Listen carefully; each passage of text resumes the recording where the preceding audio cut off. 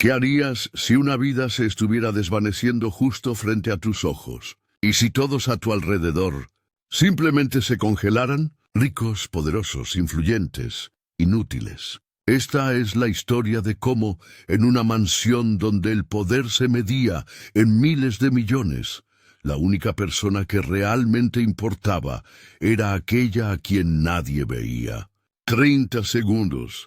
Era el tiempo que separaba a una niña del silencio eterno. Y la única persona con el valor para actuar era la mujer a quien trataban como si no existiera. Si esta historia te está llegando al alma, deja un comentario contándome qué estás sintiendo y suscríbete para más relatos que tocan el corazón.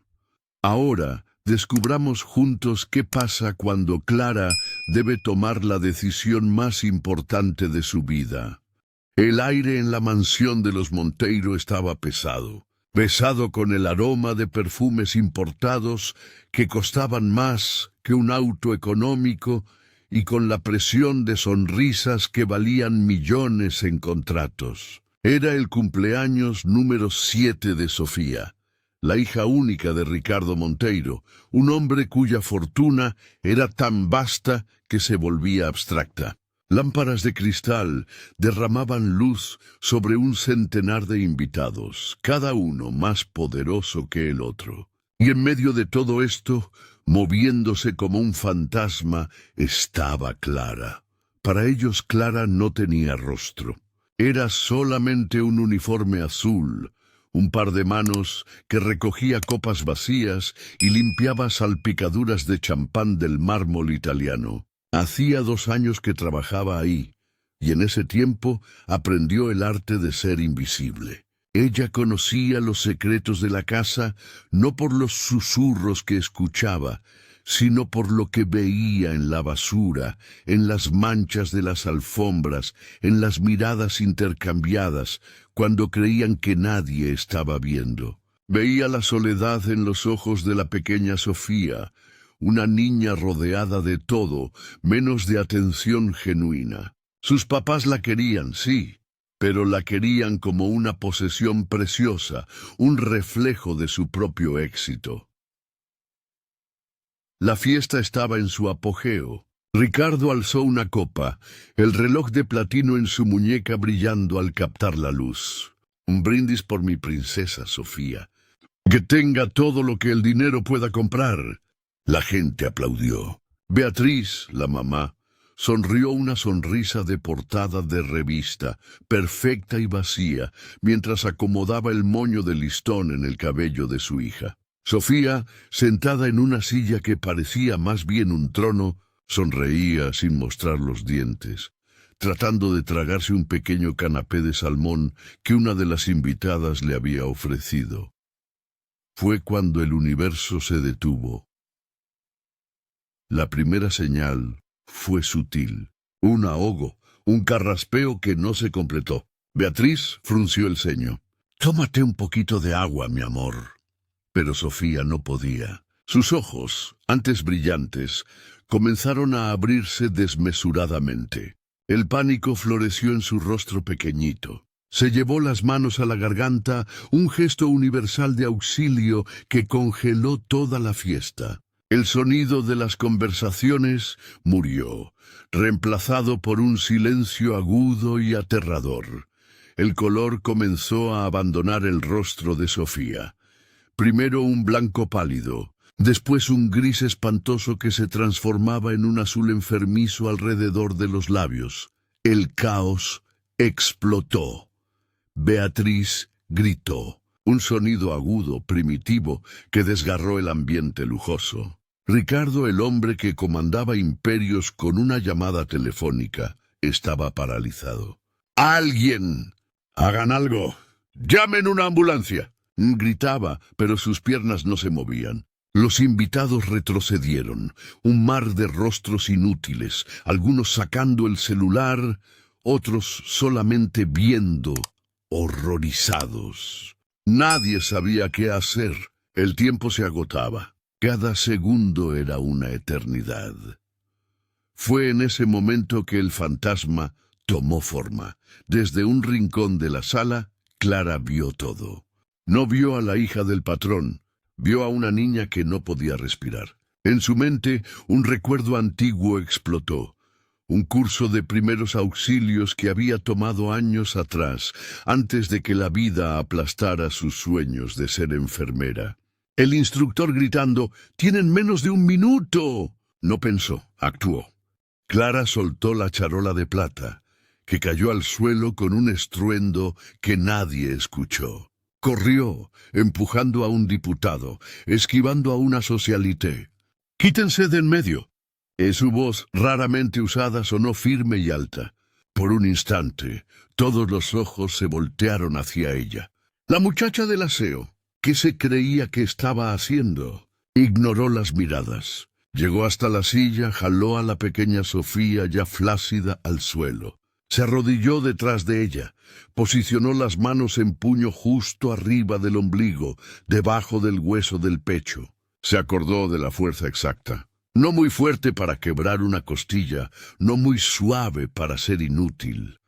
Un impulso rápido y hacia adentro. Nada. 2. El rostro de Sofía estaba terriblemente azul. Los ojos volteándose. 3. Le puso más fuerza a la desesperación, dándole una energía que no sabía que tenía. Y entonces salió volando. El pedacito de pan con salmón, el culpable de toda esa agonía, fue expulsado de la garganta de la niña y cayó en la alfombra persa. Sofía tosió. Una tos violenta, ruidosa, seguida por un llanto desesperado y finalmente por una bocanada de aire. El sonido más hermoso del mundo. El sonido de la vida. Toda la sala contuvo la respiración y después la soltó como una ola. Beatriz corrió y abrazó a su hija llorando histéricamente. Los invitados comenzaron a hablar todos al mismo tiempo. Se llamó a la ambulancia. El peligro inmediato había pasado. Clara se quedó de rodillas, el corazón latiéndole en la garganta, las manos temblando. Había salvado a la niña. Ricardo Monteiro caminó lentamente hacia ella. Su rostro era una máscara indescifrable de shock, alivio y algo más, algo frío. Miró hacia abajo, a la mujer en su uniforme azul, arrodillada en el suelo de su mansión. El silencio cayó nuevamente mientras todos esperaban a ver qué haría el millonario. No dijo «gracias», no sonrió, solamente la miró fijamente, y con una voz baja y controlada, que parecía más una orden que una pregunta, dijo una sola frase que cambiaría todo. «¿Quién eres tú?». La pregunta de Ricardo Monteiro flotó en el aire, más fría que el mármol bajo las rodillas de Clara. «¿Quién eres tú?». No era una pregunta de curiosidad, era una acusación, una demarcación de territorio. El depredador alfa de ese ecosistema de lujo, enfrentando una anomalía que no podía controlar. Clara tragó saliva, el sabor de adrenalina amargo en la boca. «Soy Clara, señor. Trabajo en la limpieza». Su voz salió más firme de lo que se sentía. Se puso de pie, limpiándose las manos en el delantal, negándose a continuar de rodillas. Por un segundo, sus ojos se encontraron con los de Sofía, que estaba en los brazos de su mamá. La niña la miraba con una admiración que valía más que toda la fortuna de esa sala. Ricardo la midió de arriba abajo. El desprecio en su mirada era palpable. No veía una heroína, veía una empleada que había quebrado el protocolo, que había tocado a su hija, que había robado la escena. Se volteó hacia el jefe de seguridad. «Sáquenla de aquí y asegúrense de que se acabe la fiesta. Ahora». No hubo agradecimiento. No hubo un gesto de reconocimiento. Clara fue escoltada a la cocina como una criminal. El murmullo de los comentarios de los invitados la siguió por el pasillo. La muchacha del aseo, increíble. ¿Dónde se ha visto? Sintió el peso de cientos de ojos juzgándola. En la cocina, los demás empleados la miraban con una mezcla de asombro y miedo. Había cruzado una línea invisible. Ya no era una de ellos. Era un problema. Esa noche Clara no durmió. Repasó la escena en su mente, el rostro azul de Sofía, el pánico, la fuerza de sus propias manos. Hizo lo correcto, ¿no? Entonces, ¿por qué se sentía como si hubiera cometido un crimen terrible? A la mañana siguiente fue convocada. No a la cocina, sino a la oficina de Ricardo. Un cuarto que parecía una bóveda bancaria, con paredes de madera oscura y una vista panorámica de la ciudad que la aplastaba. Ricardo estaba sentado detrás de un escritorio del tamaño de un carro, pulido e impenetrable como siempre. Beatriz, la esposa, estaba de pie cerca de la ventana, el rostro pálido y los ojos rojos. «Siéntate, Clara», dijo Ricardo, el tono desprovisto de cualquier emoción. Clara se sentó en la orilla de una silla incómoda. «Lo que hiciste ayer», y comenzó, haciendo una pausa que duró una eternidad. Fue una intervención inesperada. Escogía las palabras como un cirujano escoge un bisturí. Mi familia valora la discreción. Lo que pasó fue un asunto privado que se convirtió en un espectáculo público por tu culpa. El estómago de Clara se revolvió. La estaba culpando. Sin embargo, continuó, empujando un sobre grueso por la mesa. No soy un hombre ingrato. Esto es para ti. Considéralo un bono por tu iniciativa. Clara miró el sobre.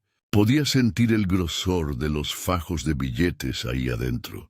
Era más dinero del que había visto en su vida. Lo suficiente para salir de ahí, comprar una casita, tal vez hasta volver a estudiar. La libertad estaba en ese sobre. Hay una condición, agregó Ricardo, deslizando un documento y una pluma hacia ella. Este es un acuerdo de confidencialidad. Vas a firmar, tomar el dinero y olvidar que esta familia existe. Nunca más hablarás de lo que pasó ayer. Con nadie, nunca. Si esta historia te está llegando al alma, deja un comentario contándome qué estás sintiendo y suscríbete para más relatos que tocan el corazón. Ahora, descubramos juntos qué pasa cuando Clara debe tomar la decisión más importante de su vida. Era un pago por el silencio. No le estaba agradeciendo por haber salvado a su hija. Le estaba pagando para que borrara la memoria de su propia impotencia. Beatriz se movió, abriendo la boca para hablar, pero una mirada de Ricardo la congeló. El silencio en la sala era ensordecedor. Clara miró el contrato, el dinero, el rostro frío del hombre que tenía su futuro en las manos. La humillación ardía en sus venas. «Necesito pensarlo», susurró. «No hay nada que pensar», dijo Ricardo. «Esta oferta solo es válida ahora». De repente la puerta de la oficina se abrió. Sofía entró corriendo ignorando al papá. Fue directo hacia Clara y la abrazó por las piernas. En su manita tenía un papel doblado. «Gracias», dijo la niña, la voz todavía ronca del trauma.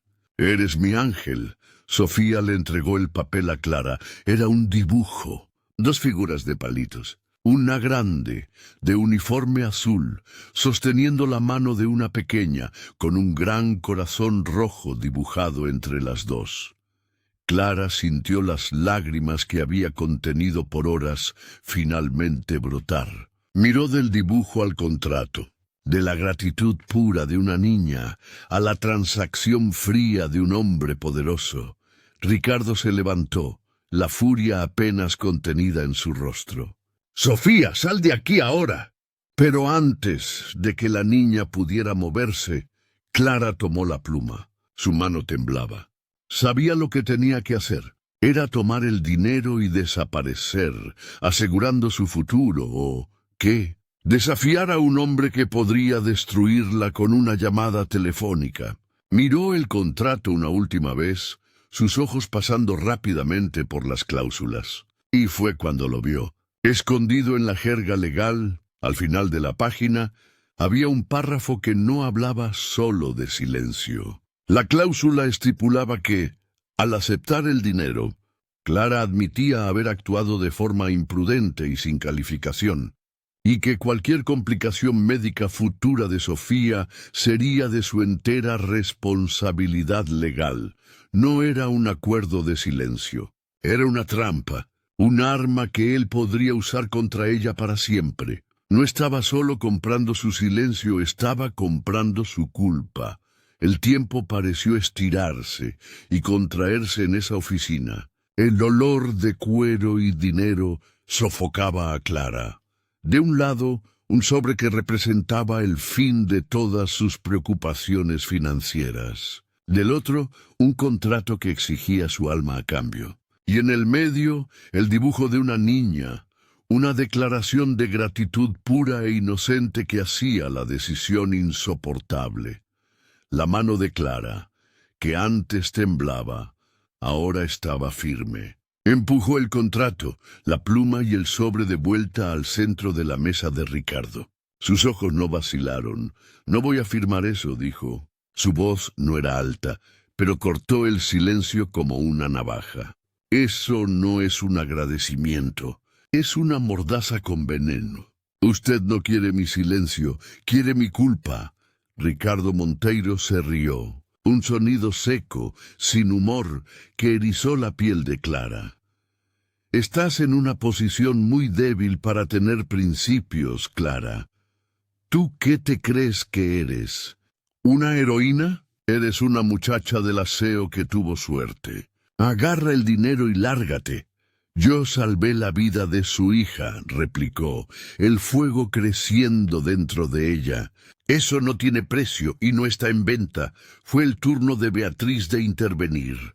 «Ricardo, por favor». «¿Ves?», comenzó la voz temblorosa. «Ella tiene razón. ¿Qué estamos haciendo?» «Cállate, Beatriz», gruñó sin siquiera mirar a su esposa. Su enfoque total estaba en Clara. La máscara de civilidad cayó, revelando al depredador debajo. «Cometiste un error monumental. ¿Crees que puedes desafiarme en mi propia casa? Estás despedida. Tu nombre será lodo en esta ciudad. No vas a conseguir trabajo ni para limpiar alcantarillas. Me voy a encargar personalmente». Tomó el teléfono. «Seguridad. Escolten a la señora Clara fuera de la propiedad. Asegúrense de que no se lleve nada que no sea suyo». El mensaje era claro. Era una ladrona en potencial, una amenaza. Clara se levantó, miró a Sofía, que observaba todo con ojos asustados, sin entender las palabras, pero sintiendo la violencia en la sala. Clara le dio una pequeña sonrisa a la niña, un gesto de despedida. Después miró a Beatriz y en la mirada de la patrona vio algo nuevo. Vergüenza. Mientras la conducían hacia afuera, pasando por los pasillos que conocía tan bien, Clara no se sentía derrotada. Se sentía extrañamente libre. Había entrado a esa mansión como una invisible y estaba saliendo como alguien que se negó a ser comprada. En los días que siguieron, la profecía de Ricardo comenzó a cumplirse.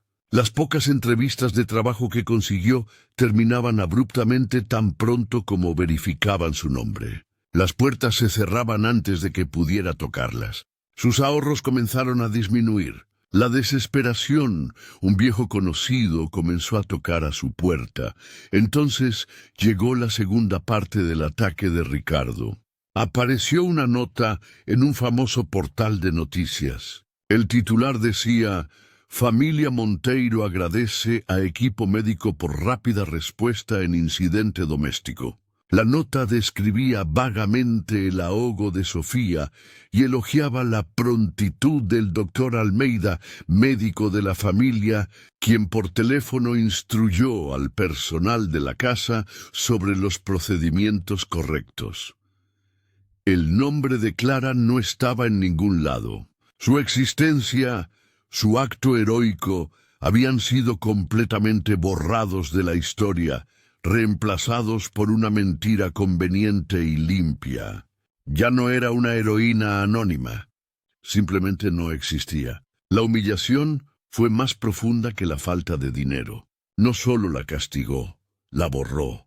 Esa noche, sentada en su pequeño departamento, con la cuenta de luz vencida sobre la mesa, Clara sintió el peso del mundo desplomarse. Estaba sola, sin trabajo, sin reputación, y luchando contra un gigante que controlaba la propia realidad. Tal vez Ricardo tenía razón. Tal vez había sido una tonta. Fue cuando su celular vibró un número desconocido. Un solo mensaje de texto. El corazón de Clara se disparó. ¿Sería otra amenaza?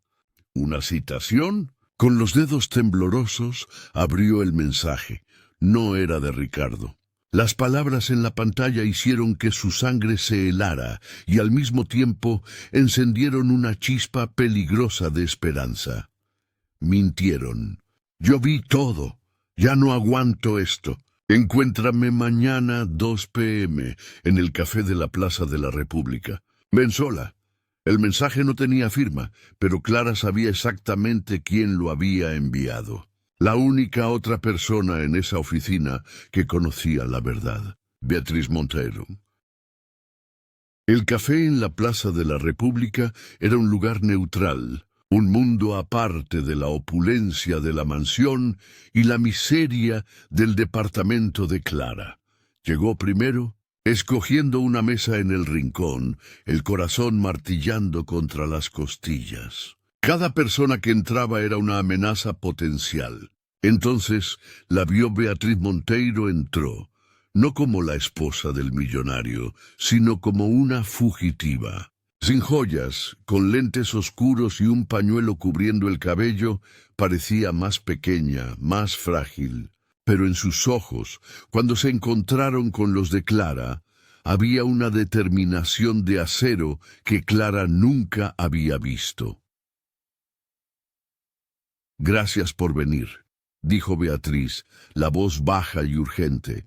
«No tengo mucho tiempo». No se anduvo por las ramas. «No es por ti que estoy haciendo esto, Clara, es por mi hija». Las palabras podrían haber sonado crueles, pero eran honestas. Desde ese día, Sofía no es la misma. Te dibuja en todo, te llama su ángel, y cada vez que Ricardo entra al cuarto, se encoge. Lo escuchó gritarte, lo vio echarte. No borró tu historia, Clara. Trató de borrar la verdad de los ojos de nuestra hija, y eso no se lo puedo perdonar. Lágrimas silenciosas rodaban por el rostro de Beatriz. Se volvió un monstruo para ella. Y un monstruo para mí. Beatriz puso una pequeña memoria USB sobre la mesa. Ricardo está obsesionado con el control. Tiene cámaras en todos lados, hasta en su propia oficina, para grabar reuniones. Se le olvidó esa, o pensó que yo nunca tendría el valor de acceder a ella. El aire se le fue de los pulmones a Clara. ¿Está todo ahí? Todo, confirmó Beatriz. La oferta de dinero. El contrato, la amenaza, tu negativa, la forma como me mandó a callar, la forma como te humilló frente a nuestra hija. Toda la verdad, en alta definición. El plan era simple y aterrador. No irían a los grandes medios, que Ricardo podría comprar o intimidar. Beatriz había investigado y encontrado a una periodista independiente, conocida por su valor y por su blog con millones de seguidores. Una mujer que no se podía comprar. Esa noche, el mundo de Ricardo Monteiro se derrumbó. El video fue subido con un título simple: La verdad sobre el héroe de la mansión Monteiro. En pocas horas se volvió viral. La gente no vio solo la crueldad de un hombre rico. Vieron la dignidad de una mujer pobre. Escucharon la voz firme de Clara diciendo: «Eso no está en venta». Vieron la arrogancia de un hombre tratando de comprar la culpa y el silencio. Una semana después, recibió una carta. Era de un despacho de abogados. Beatriz había presentado la demanda de divorcio y, como parte del proceso, creó un fondo a nombre de Sofía. un fondo destinado a invertir en héroes de la vida diaria. La primera beneficiaria era Clara. No era un pago, decía la carta, sino una inversión. El fondo pagaría íntegramente su carrera de enfermería, el sueño que había abandonado hace tanto tiempo. Meses después, Clara ya no estaba limpiando el lujo de otros. Estaba en un salón de clases, vistiendo un uniforme blanco, aprendiendo a salvar vidas, no por casualidad, sino por vocación. Ya no era invisible, era vista, respetada. A veces recibía fotos de Beatriz, Sofía en un parque sonriendo, Sofía en una escuela normal, sin la presión de ser la princesa de un imperio. Eran libres. La historia, que comenzó con un ahogo y 30 segundos de pánico, no terminó con venganza. Terminó con redención. La mujer que todos ignoraban no solo salvó una vida, liberó a 3, y en el proceso encontró la única cosa que el dinero de Ricardo Monteiro jamás podría comprar: su propio valor. Ya no era un fantasma en la casa de otra persona. Era la arquitecta de su propio destino. Llegaste hasta el final. Eso significa que Clara y su historia realmente conectaron contigo. Gracias por darle tu tiempo y tu corazón a esta narrativa. En un mundo donde todo va tan rápido, el hecho de que te hayas quedado hasta conocer el destino de Clara es algo verdaderamente especial.